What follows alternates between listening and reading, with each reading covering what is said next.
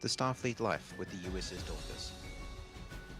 Are you brave enough to be a Starfleet officer?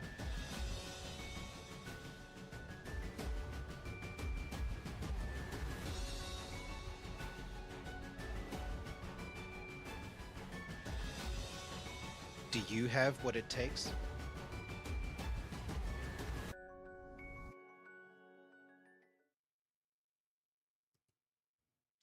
Greetings, I am Admiral Swart, Commanding Officer, USS Dauntless, and this is the briefing with the Admiral for Stardate -269197.1.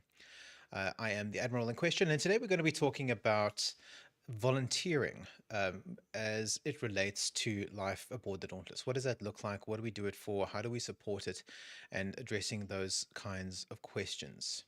So the first question we want to address is why do we do it? Why do we do any kind of volunteering? Well, that relates to our mission. So as with most of these things, when we're talking about the things that we do, it stems from our essential core mission, which is to bring the message of Gene Roddenberry's vision for the future of humankind to the people of Africa and the Middle East, which is clarified in the form of a number of standing orders, 5 standing orders at the moment, of varying importance. Most of them relate to standing orders 1 and 2. Now, when we're talking about volunteering, it actually kind of falls under both, but more under standing order number 2, which is to encourage initiatives to help bring about the future envisioned in Star Trek. So if you haven't seen much Star Trek, you might not have noticed that in the future envisioned in Star Trek, humankind has solved most of the problems that we deal with today.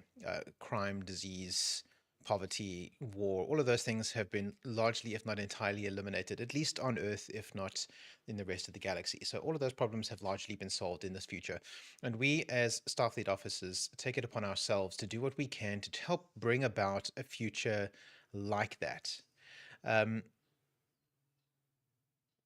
Apologies, I just had comments. We're potentially having issues with sound, and on YouTube, no, it looks like we're fine. Lieutenant Kimberly, are you sure you're not muted somewhere? It should be okay. Oh, I've got green lights down the board on my side. Okay. Master Chief Kotzer and Apprentice Matthews both confirm we have audio on YouTube, so it's probably an issue on your side, Lieutenant Shamali, but that's fine. As long as we've got audio somewhere and you can hear what I'm saying, it should be okay. Everything looks fine on my side. All right, so we want to bring about this utopic future as envisioned in Star Trek, and we want to do what we can here and now to help move our world towards that potential ideal. So what does that look like? We do a bunch of different things. The first one is we help people who need help. That is a pretty small and simple statement, but it encompasses a lot of what we do. What we've been talking about the last few videos is the second part of that is work to better ourselves mentally and physically, which is essentially mission readiness. But we're not talking about that today. Today we're talking about what we're getting ready for, what the mission is for, and what we're doing it. What we're doing there for it.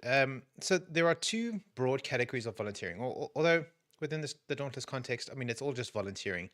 But here we recognize broadly 2 different categories, and that is internal, so volunteering aboard the Dauntless itself and performing duties here, as well as volunteering outside, so for organizations and institutions other than the Dauntless. So what does that look like? So, oh, excuse me, that was a bit weird. No, that's still not right. Oh dear, I'm hearing cheeping sounds from the chair next to me. My non-human companion Morsel has been quietly sitting on the chair next to me for the last couple of hours, not saying a word, but now that I'm talking, now he wants to be involved in the conversation. He's developing a habit which is suboptimal, so if you hear a cheeping sound, that's what that is. All right, so helping people who need help both internally and externally. But let's first look at what that means internally. So we have a number of positions aboard the Dauntless called duty stations, and those duty stations are allocated to departments. So if you've watched the briefing video we did on organizing the Dauntless, which was back a few months ago, where we spoke about the various different organizing structures, about how we fit the Dauntless together. And you might also have seen the video we did on inductions. We've spoken a lot about duty stations, which are roles aboard the Dauntless in which volunteer members of the crew stand up for roles that are associated to particular sets of outcomes, to particular deliverables.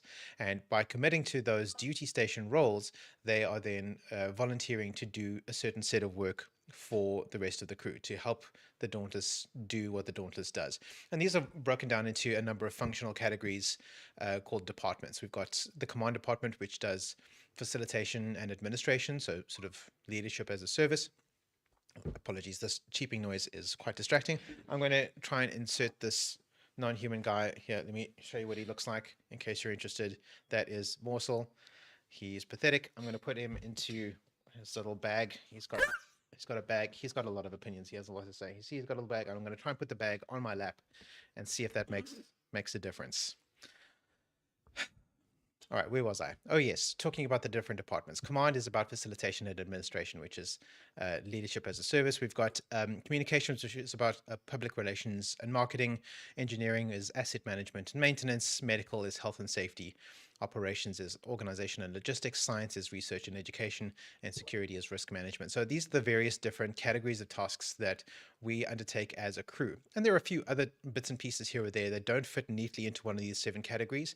So we will find the next closest one. So for example, gaming related activities used to fall under a separate department, but we decided that that wasn't a good fit for us at the time. So now gaming related activities fall under command, because that is facilitation and administration. It doesn't mean that if you are a member of the Dauntless, you can only participate in activities that relate to your department.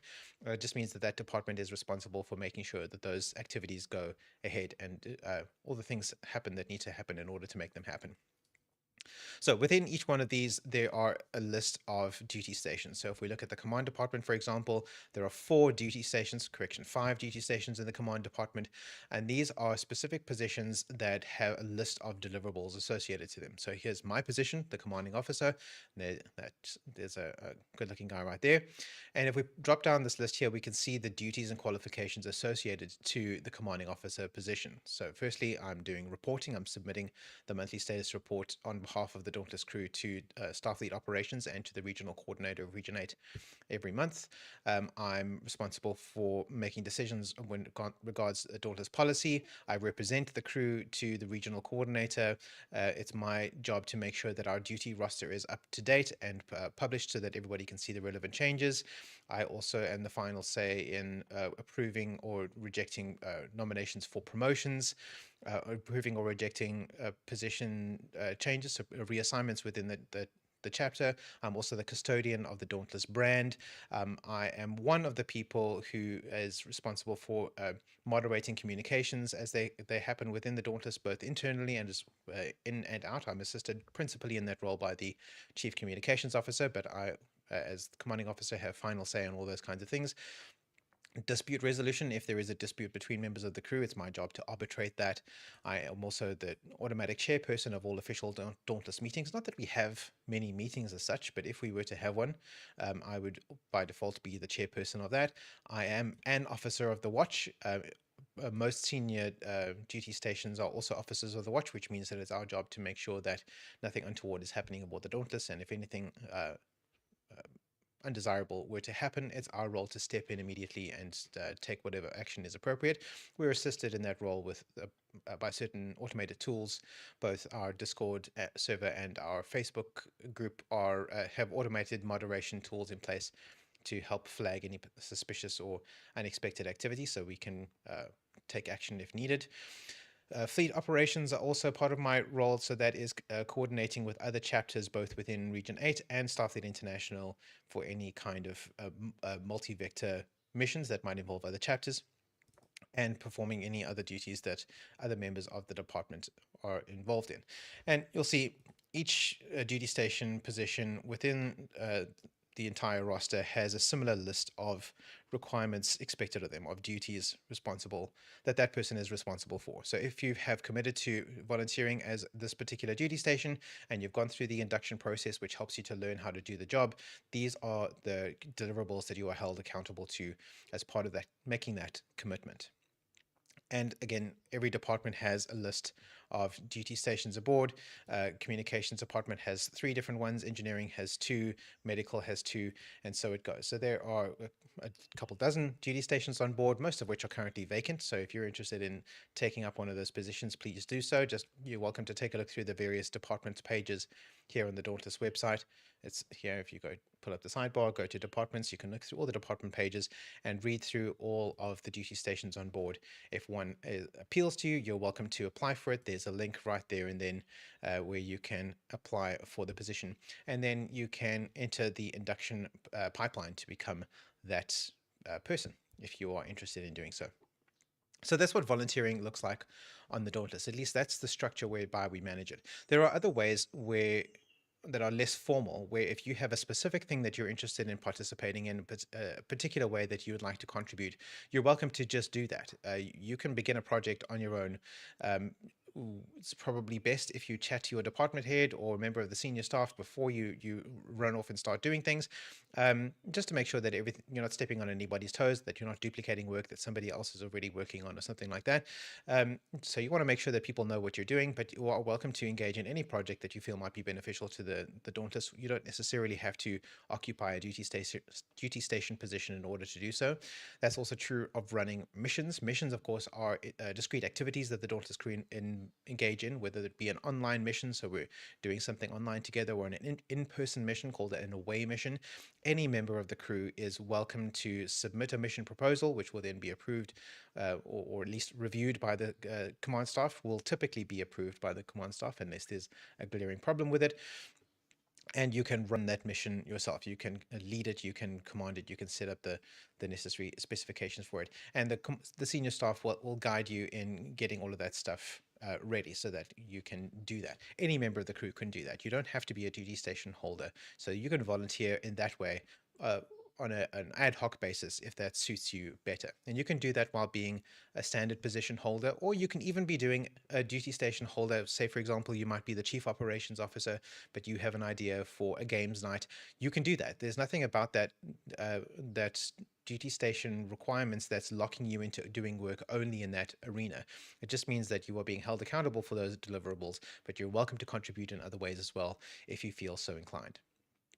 So that's what volunteering looks like on the Dauntless. And this is not the only way that we can contribute, though. So when we're volunteering to the Dauntless, we can also volunteer outside the Dauntless. And the way we do that is through a project that we call public service. Now, we did a dedicated video, there's the link to it right there, on public service as a practice and how we support it in the Dauntless. So I'm just going to do another quick summary of how it works. We're not going to go into excruciating detail because, as I said, we've already covered that in another video. But essentially, public service is what we call any kind of activity that involves volunteering to an institution other than Starfleet. So if you'd like to volunteer for a charity organization of your choice, or this or that charity institution, doesn't really matter what it is. Well, it does matter. With any other charity organization you'd like to participate with, that could count as public service. There are certain exclusionary requirements that would make it something that we can't recognize, and that is if it has too intense a political or religious affiliation related to it, if there's any kind of indoctrination involved, if it's some kind of a protest, we would not recognize that kind of volunteerism as being something that we can reward or affiliate ourselves with, but we still encourage you to do whatever you feel would help to bring the world around in which we envision this utopic future. If you feel that engaging in some kind of a protest movement would help bring about that world, then you should absolutely do that. We just can't endorse that or recognize that as a thing that we support you doing within the Dauntless. But generally speaking, any kind of volunteer work that you're doing can count as public service. So what does that look like? Well, let me give you some examples from my own life. So I do volunteer work at Cheetah Outreach, which is a let's see if I've got a link down here. There we go.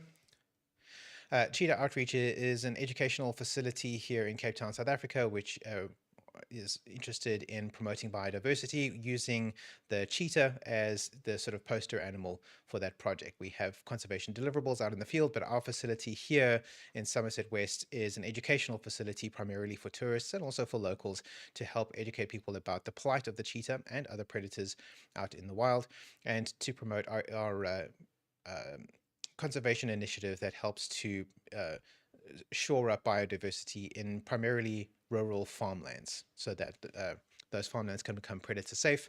So predators like cheetahs and other smaller predators like bat-eared foxes, black-backed jackals, caracals, etc., can move freely through those farmlands without fearing for their lives. They can hunt their natural prey, but the farmers don't have to worry for the safety of their livestock, and everybody wins. So that is what I do there. So, but what does that look like? That is essentially a 9 to 5 job. I'm typically able to volunteer a couple of days a week, depending on my schedule, sometimes more, sometimes less.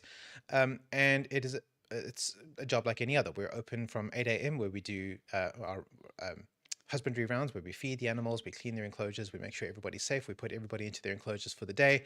Then we start accepting guests from 10 a.m. and we guide them through guest experiences. Guests can come in for an educational tour, or they can meet some of our cheetahs or even our caracal.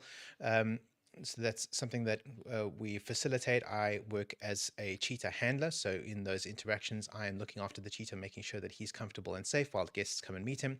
At the end of the day, we go through husbandry rounds again, and then we're closed by 5 p.m. So it's a full day's work, and it can be quite intense, very physical work, sometimes out in the hot sun, sometimes out in the freezing cold and rain. And it's very satisfying, and it is volunteer work because I don't get paid for it. Usually, sometimes I get paid for it a little bit, and then I don't count that as volunteering. That's just work. But generally speaking, it is volunteer work, which means that I earn no income from it. So that counts as volunteering. But I also do volunteer work for a couple of other institutions. I'm not going to mention them by name because they are the sorts of institutions that would not qualify as public service under the Dauntless exclusion criteria. So I am moved by my conscience to do work for some organizations that have, shall we say, a religious backing to them.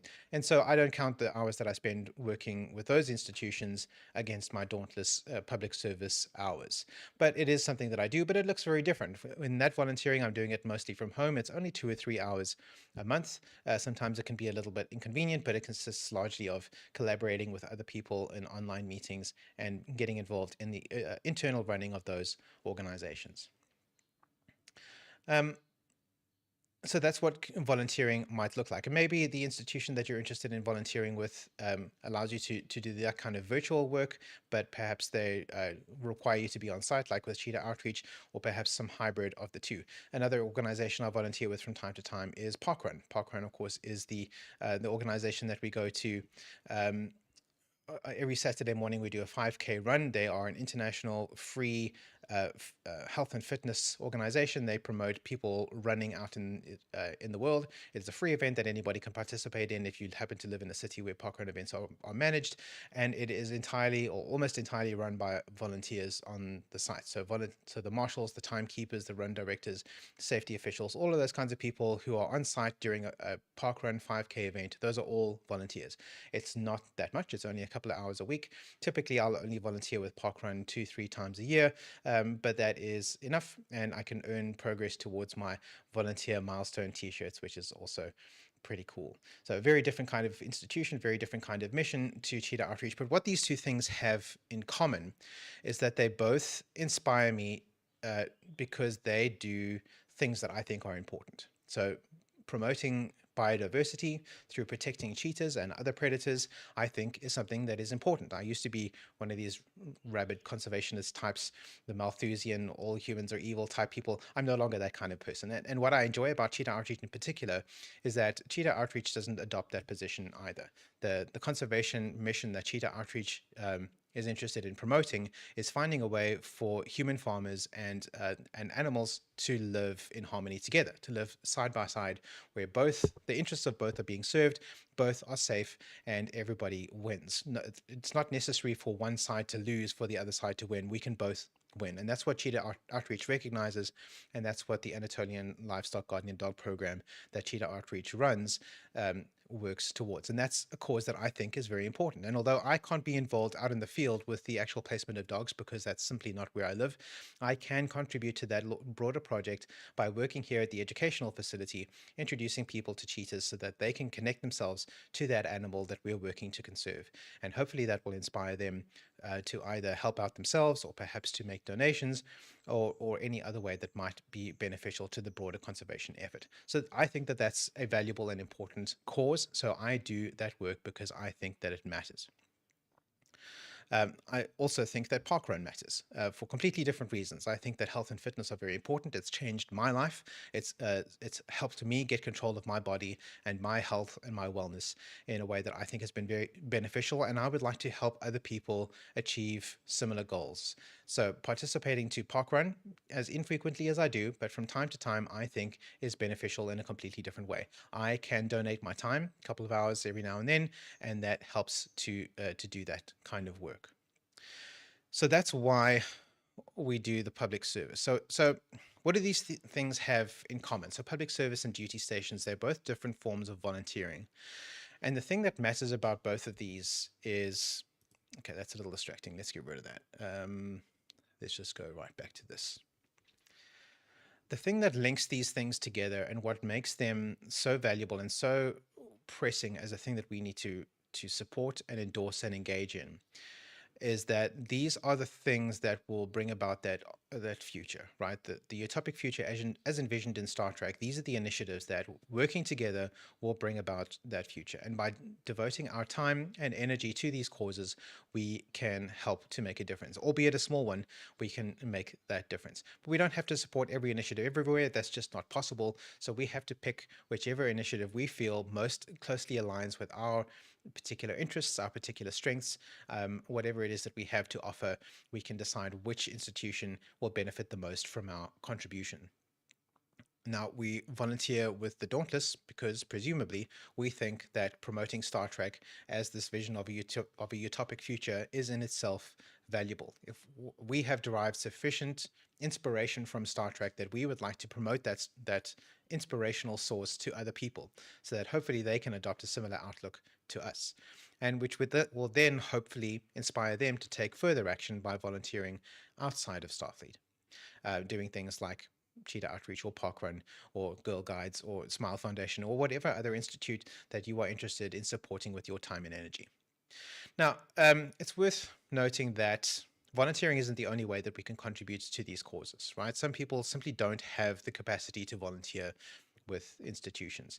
I would argue that just about anybody can volunteer with Parkrun. It really doesn't take a lot of time or that much effort. It's not that difficult.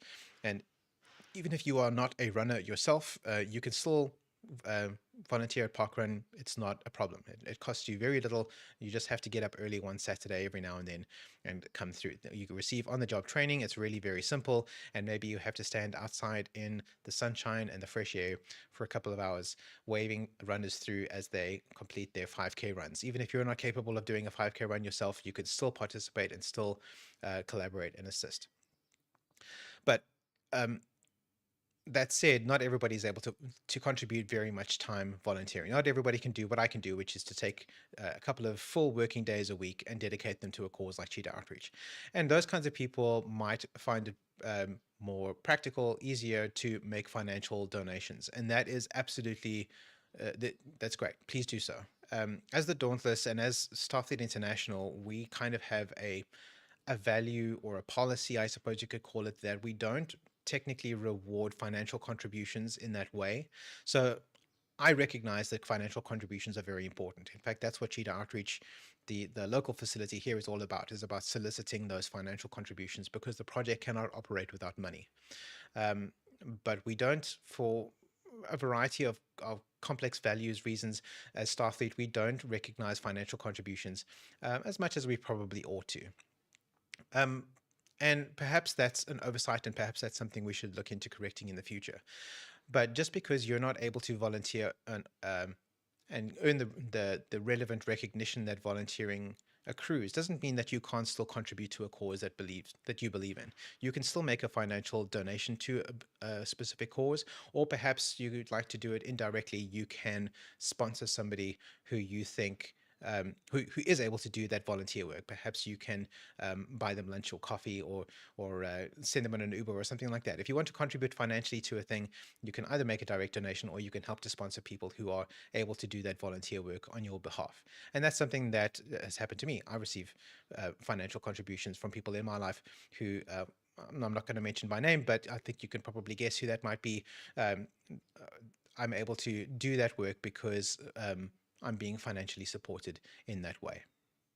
So that's beneficial to everybody. Everybody wins, even though there's less recognition for that, and perhaps that's something we can look at in future. Um, and that's really what is important when it comes to volunteering, whether it's internal or external, is we need to be able to figure out what matters to us. And that's where the dedication behind volunteering comes from, is if the cause matters to you, you are able to dedicate yourself to it. Trying to volunteer something for something that doesn't really matter to you that much is it's doomed to failure. It's not going to work. I'm going to out myself here and say that I've never enjoyed doing beach cleanups. Um, I, I I like having a clean beach, and I don't like having a messy beach. But I don't like being the person who cleans up the beach. I don't like it. It's not fun for me. I don't enjoy it. I think it's gross. I'd rather be spending that time contributing in a different way. So if my choice of volunteering was doing beach cleanups, I wouldn't be enjoying that. I would not choose to participate in that unless somebody really shamed me into it. So. Perhaps it's a little embarrassing to admit that, but it's true. I don't particularly enjoy doing beach cleanups, so I'd rather be doing my volunteerism in other ways, and that's fine. Everybody gets to make a choice in that way. So if I find a way of contributing, a way of volunteering that really speaks to me, that really resonates with my values and my interests, like volunteering at Cheetah Outreach, then that's something that I would rather be doing. And that then inspires the dedication from me that leads to consistency, which is something that I talk about over and over again in these briefings. Consistency is vitally important when it comes to whatever you're doing. Though if you're doing the same thing over and over again regularly, you earn a reputation of being somebody who can be relied upon as being consistent and reliable and trustworthy. And that dedication is what inspires the consistency. So if you're looking for something, if you're trying to build a reputation, we spoke about reputation in the previous briefing. We did a long talk about building a reputation within any given institution. If you'd like to build that reputation, you need to be consistent, and you can't be consistent unless you're dedicated. And it's very difficult to be dedicated unless you have a strong affinity for the work that you're doing. But it's not just about satisfying your particular need for affirmation, for feeling like you've made a contribution, although I think that's probably the most important reason why anybody would want to volunteer. There are other benefits to volunteering as well.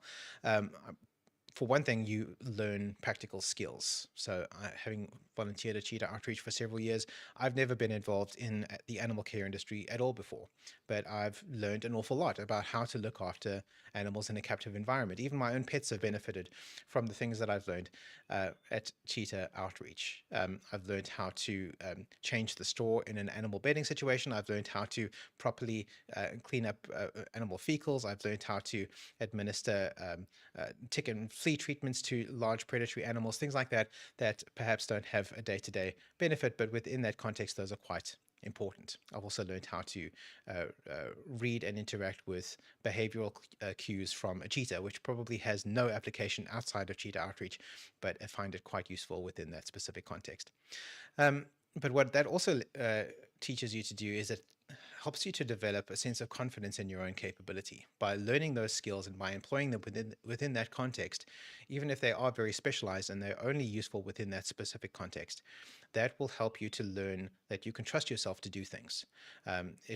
You can trust yourself to be dependable, reliable, and to take action in the world, even if it is within a very specific point of view. I talk about this when we're talking about mission readiness and martial arts training. I strongly recommend martial arts training to anybody who's interested in improving their physical capabilities, because the one thing that it teaches you is that you have the ability to act in the world. It teaches you how to recognize your strength and how you can direct the physical power of your body onto objects and people. And I think that volunteering in the right context and learning the skills, learning the confidence can also help you do a similar thing. It helps you to learn, if you didn't already know, that you are an agent in the world and that you have the capacity to do things that matter. And another benefit that it has is it helps you to develop a curriculum vitae, a CV or a resume. Um, there's no reason why you can't list the skills that you've learned at your volunteering context on your CV that you send to future employers. I know people are sometimes a little bit shy about listing the things that they've done in a Starfleet context on their CV, but there's absolutely no reason to be shy in that way. If you've served as a department head or even as an away team leader here in the Dauntless, you have done things that might be of benefit in a corporate setting or in some kind of professional environment. You've been a leader, you've been a coordinator, you've learned how to submit reports, you've learned how to convince other people to submit their reports, that kind of thing. These are beneficial skills that can be listed on your CV. Ask ChatGPT to help you get the right wording for how you would describe that skill set, but it is definitely very valuable. Perhaps you don't want to list the name of the institution that you've served, but even that I think is probably worth doing. If people Google what the USS Dauntless is or what Starfleet International is, they will get a sense that we really are a professional institution. At least hopefully that's the impression that they would get, and that we really do take this stuff seriously, and that the work we do here can be recognized as being valuable skills out in the world. All right, so before we go any further, we're pretty much wrapping up here. This is going to be a relatively short one today. I just want to thank everybody who's joined us here in the chat today. You may recall that we stream these live to Discord every week while we're recording these briefings. If you're an active duty member of the crew, you're welcome to join us on the Discord in the screening room. It's a bit of an awkward time, middle of the day on a Tuesday, but some people are able to make it on their lunch break or whatever. And I'm very grateful to see everybody in here when we are recording. And I've got Captain Van Groenen, we've got Colonel Hubert, we've got Chief Newton, we've got Apprentice Matthews, we've got Master Chief Kotza, and we've got Lieutenant Shamali. We've had some connection issues, but I think it's all been fine on my side. So hopefully if you've had any trouble catching up on the information, it should be fine. The YouTube recording after the fact should be good. Colonel Hubert says, already being able to work well in a team and punctual and reliable just for missions is someone pretty much all employees want. I agree. Just having that as your skill set or as a reference point would be, I think, be beneficial on a CV if you have it listed there. All right, okay. I think we can call it there. I think that's probably enough. I just like to leave a sort of a finishing thought, and that is that volunteering is the heartbeat of a community, any community, whether it's the Dauntless or Parkrun or Cheetah Outreach or whatever it is. Volunteering is the heartbeat of that community, and it transforms passion. The passion that you feel for your cause transforms passion into purpose, enriching both the lives of those we serve and our own journey aboard the USS Dauntless.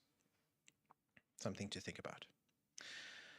Thank you, everybody, for joining us here today. If you have any comments or questions after the fact, please feel free to drop those on Discord or YouTube or Facebook or any of the places where this video might be found. You're free to message me privately if you don't want to have your comment displayed on the internet, and I'll do my best to address your question either then and there or perhaps in an upcoming video. These are usually recorded middle of the day on a Tuesday at 12:30 South African Standard Time every week, again here in the screening room in the Dauntless Discord. You can also follow the stream on YouTube, and the video is uploaded after the fact to Facebook, so you can find it in any of those places. Please like, comment, share, subscribe. Doing all of those things help to teach the algorithms that this content is worthwhile, and will hopefully ensure that more people get to experience it. If you think it's valuable, please do that. That is it for today. Thank you, everybody, for joining us here. Swart out.